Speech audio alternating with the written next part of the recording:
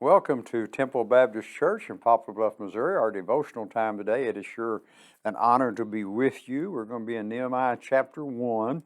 I'm going to encourage you to read that entire chapter. But again, if you've been watching any of the devotionals I do, a lot of times I just pick out one verse and then I give you some background on it. But if you'll look that over, you'll see what verse 11 is really talking about here. But in verse 11 in Nehemiah chapter 1, O Lord, I pray, please let your ear be attentive to the prayers of your servant and to the prayers of your servant who desires to fear your name, and let your servant prosper this day, I pray, and grant him mercy in the sight of this man, for I was the king's cupbearer. Just a brief background on that. He's going to go before the king, ask him for permission to go rebuild the wall, rebuild the temple. So what would you do? He has access to the most powerful man at the time.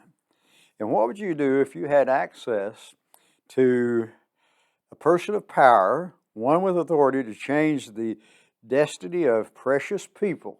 So what would you ask as a favor on behalf of those you love?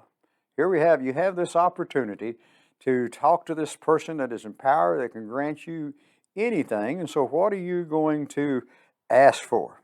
Question we can ask ourselves, and then you can answer it yourself. And that's what in basic, I think what in fact Nehemiah was, when he learned that Jerusalem was in a shambles, he wept and he mourned certain days and he fasted. You go look at verse 4. He confessed his sins and the sins of the people of Israel and asked God to have mercy. Nehemiah was the cupbearer. He was one. I think he may have been a taster. He wanted the king to get some bad wine or whatever was in his cup, and so he did that. And the king, which is why he asked for favor in his sight. Nehemiah knew that God could use powerful people to act according to His plan. If we had access to them, what we do have access to the most powerful person in the world, being God. We have access to Him.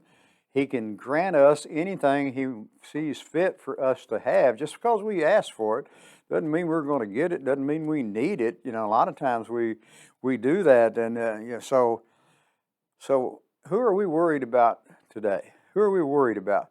What person or situation is causing us stress and anxiety? In society today, I never thought about being stressed out, but you do get that way, don't you? You get stressed out if you're not careful. God is sovereign, isn't He? God is sovereign. There's no doubt about that. We have hope that no matter what situation we're in, whatever we're going through, our toughest days, we just trust Him to handle things according to His will. Not my will. If I had my will, we would do things different. I'm glad I'm not God and that He is. And so, and just trust Him to handle it according to His will. Unlike a earthly king, leader are limited with power, aren't they? But God is sovereign over all things.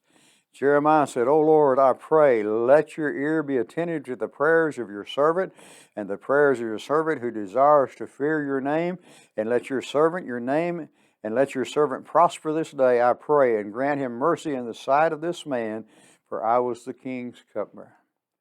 That's what we need to pray. God, you just grant us the mercy in the sight of men. God is sovereign. God takes care of things. Come be a part of our services here at Temple. We meet on Sunday morning. Our first service is at 8 o'clock, and we have Sunday school classes at 9. Our second service is at 10 o'clock, and Sunday night at 6, and Wednesday night at 7. May God bless you is our prayer.